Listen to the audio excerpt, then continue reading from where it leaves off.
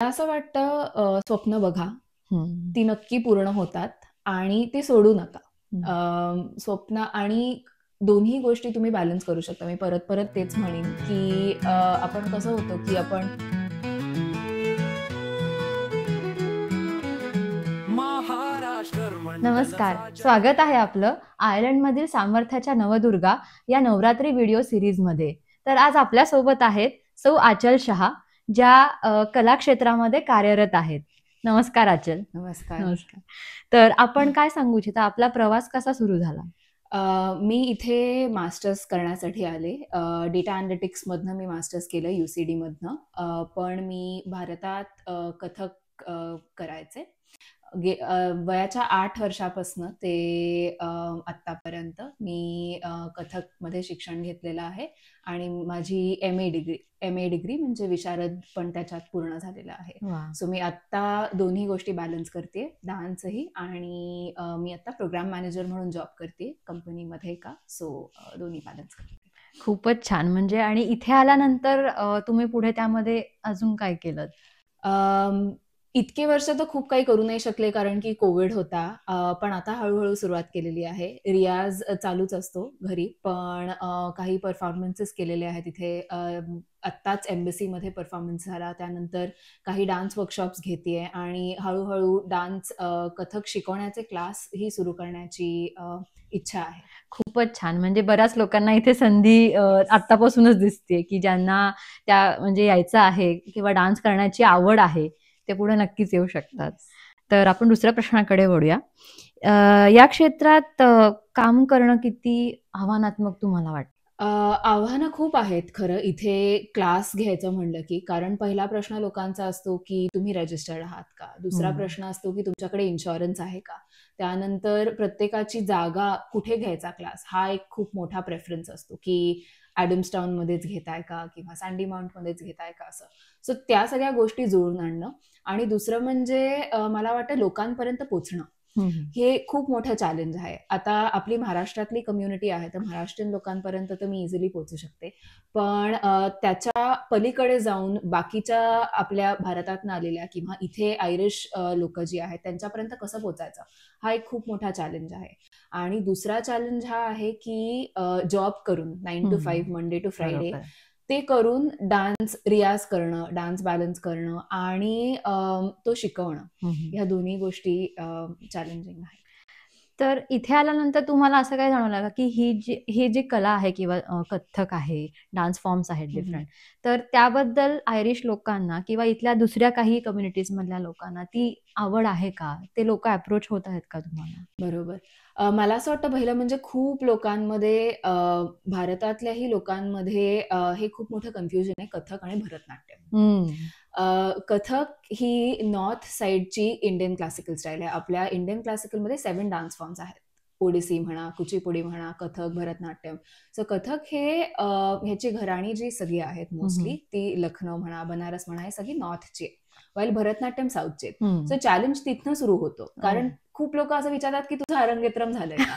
पण लोकांना हेच माहित अच्छा. नाहीये, की भरतनाट्यममध्ये म्हणजे अरंगेत्रम अरंगेट्रम असतं, असतं. कथकमध्ये बरोबर. अरंगेत्रम नसतं. हं, हं. सो तिथपासनं चॅलेंजेस सुरू होतात आणि मग आयरिश लोकं जर म्हणायची झाली, तर हं, हं. त्यांना इंडियन क्लासिकल डान्स फॉर्म काय आहेत? मग कधी-कधी कंपॅरिझन सांगायला लागते, की साल्सा, बचाटा जसे 7 बॉलरूम म्हणा, हं, की हं. जे 7 स्टाईल्स ऑफ डान्सिंग आहेत, तसंच इंडियन क्लासिकल डान्समध्ये 7 डान्स फॉर्म्स आहेत असं. सो चॅलेंज तिथनं सुरू होतं आणि मग पुढे परीक्षा देणं किंवा त्याला किती एक ती तपश्चर्या म्हणल्यासारखं आहे एक. हं, हं. जेव्हा तुम्ही इतके वर्ष त्याच्यात टाकता ते it is almost like balancing an education. So तेही एक चॅलेंज आहे.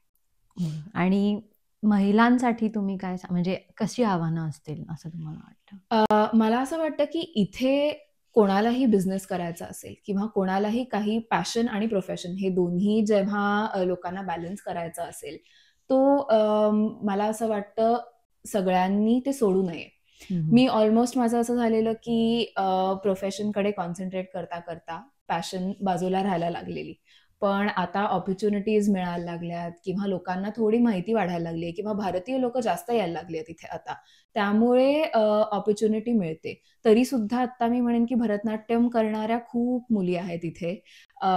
कथकला तेवढा अजून अवेअरनेस आणि स्कोप नाहीये. नाहीये. सो ज्या कोणाला इथे यायचं आहे त्यांनी आपली कला सोडू नये.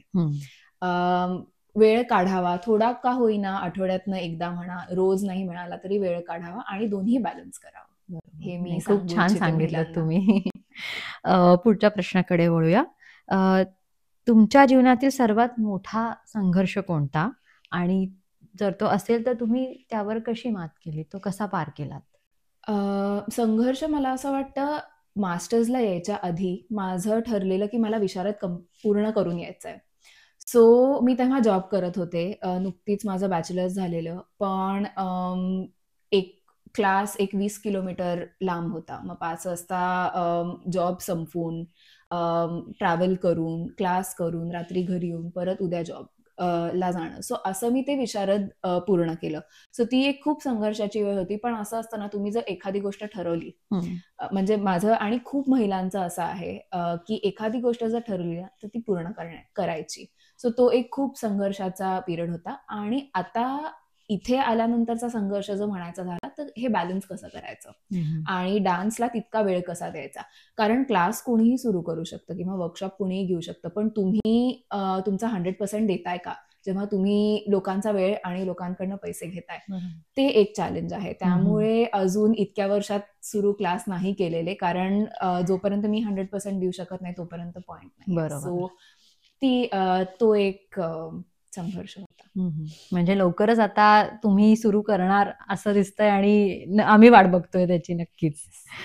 ओके.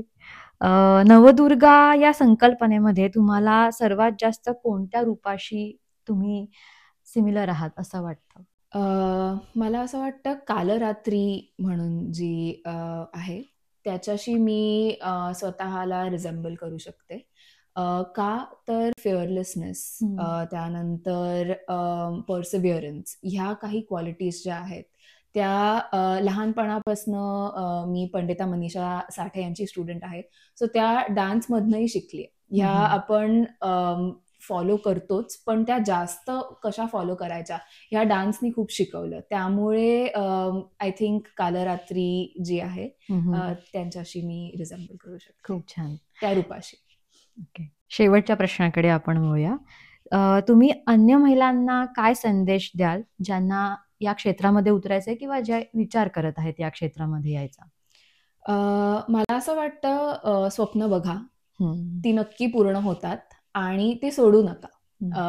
स्वप्न आणि दोन्ही गोष्टी तुम्ही बॅलन्स करू शकता. मी परत परत तेच म्हणेन की आपण कसं होतं की आपण आपल्याला सक्सेस जसं आपल्या जॉबमध्ये मिळत जातो तसं जसं आपण आपली पॅशन विसरतो. पण पॅशन सुद्धा एका प्रोफेशनमध्ये कन्वर्ट होऊ शकते, हे खूप महत्वाचं आहे. सो ज्या कोणाला त्यांची पॅशन पुढे परस्यू करायची आहे त्यांनी ती नक्कीच करावी, हा माझा संदेश असेल. खूप छान. म्हणजे तुम्ही हा संदेश देताय की सतत प्रयत्नशील राहा, सतत कार्यरत राहा, आपल्या गोल्स अचीव्ह करा, पण जी आवड आहे ती न विसरता पुढे त्याच्या सोबत चालत राहा आणि स्वप्न बघा. धन्यवाद आचल, तुम्ही सामर्थ्याच्या नवदुर्गा या व्हिडिओ सिरीजसाठी तुमचा सहभाग दिल्याबद्दल. धन्यवाद महाराष्ट्र मंडळाचे. आय थिंक महाराष्ट्र मंडळाने खूप महिलांना पुढे आणलेलं आहे, वेगवेगळ्या ऑपॉर्च्युनिटीज दिलेल्या आहेत, त्याबद्दल परत एकदा महाराष्ट्र मंडलचा जय जयकार, विदेशात आपली संस्कार.